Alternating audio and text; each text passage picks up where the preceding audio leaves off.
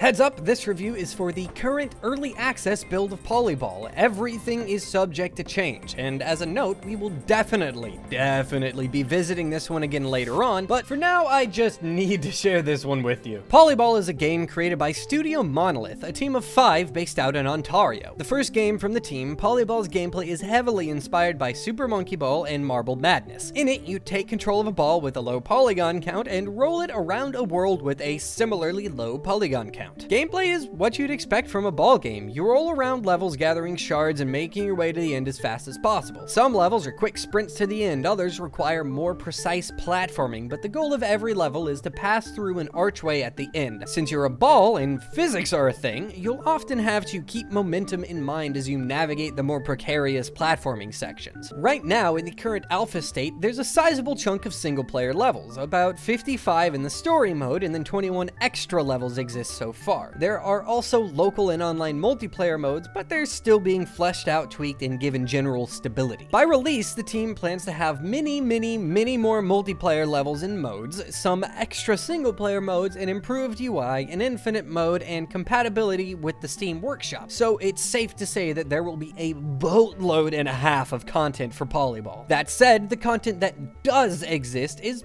pretty incredible. The selection of levels is varied not only in the environments you'll go through, but also in the challenges you'll face and the general flow of each stage. One stage has you shooting down the side of a hill, then later you'll be climbing up the inside of a volcano or making your way up a hill as that same volcano erupts all over the place. Not only are the visuals varied, but they're also thematically consistent. The order you play through the levels in makes it feel like you and your little ball are on an adventure, and the difficulty has a very solid curve to it. You'll definitely fail at most levels a lot, but restarting is practically instant, so you never really get frustrated. Playing through a level in Polyball for the first 12 times feels like one of those experiences where you just tell yourself time and time again, oh no, fuck that, I got it this time. And then when you finish the level, it feels amazing. It's all helped by the fact that driving around just feels really good. The way the camera is used, the way your ball has a bit of weight to it, and the way you really have to manage your momentum, it all feels great. As you gain speed, your ball will start to spark, and you'll hear the sound of metal on metal, which serves really well as a way to amplify the feeling of going fast and to give the ball some physicality. Speaking of sound, the music in Polyball is 100% spot on. Each level has its own song, and the musical themes of each chapter match up fantastically with the visual themes. As a final note, you can customize your ball. There are a number of different unlockable balls, shaders, and effects to add onto your ball. You can have a few different presets, and you can also customize the colors. In order to actually unlock customization options, you have to gather shards in the stages, and you only get to keep the shards you pick up if you complete the level. This adds a lot of replayability to the levels, and I've ended up running some of them multiple times, so I can have a run where I take my time and get all the shards, and then I do another one where I can just make a beeline for an exit to get the best time. I don't have a lot of critique for Polyball in its current stage. It's a fantastic game, it feels great to play, and it's addicting. My only complaint about Polyball is that I had to stop playing so I could make this video. You can pick up Polyball on Steam's early access platform for $15. If that's a bit too steep in your mind for an early access game, then I strongly encourage you to keep a very firm eye on this one. In the meantime, I'm gonna go play it some more, and I'll be back with another video on it once the final version is released, cause there will be a lot to talk about. Thanks for joining me for this episode of Indie Bytes. I hope you enjoyed. If you did, please remember to leave a like and subscribe for more. If you have any indie games that I should check out, then please shoot them my way. You can leave a comment down below, or you can drop me a line on Twitter. My handle's @forkh, or you can shoot me an email at fork4h@gmail.com. I'll see you next time. Bye!